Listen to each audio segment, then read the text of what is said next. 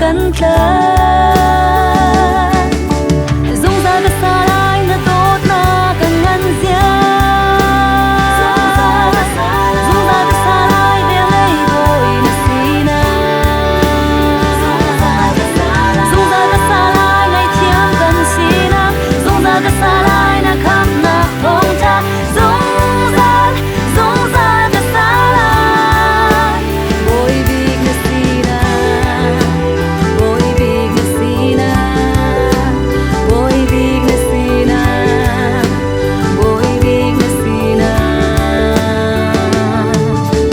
lei ni hlot mi kan si lewa nang chu akan thim tu na si hoi ni thang chia kan ni lewa ko dot mi fa na kan ti o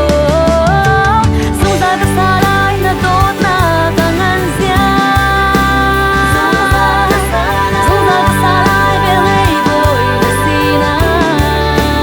sung za ka sa lai ngai thiam kan sina sung za ka sa lai na kham na thong cha sung za ka sa lai sung za ka sa lai boy big na sina sung za ka sa lai boy big na sina sung za ka sa lai boy big na sina sung za ka sa lai boy big na sina sung za ka sa lai boy big na sina sung za ka sa lai boy big na sina sung za ka sa lai boy big na sina sung za ka sa lai boy big na sina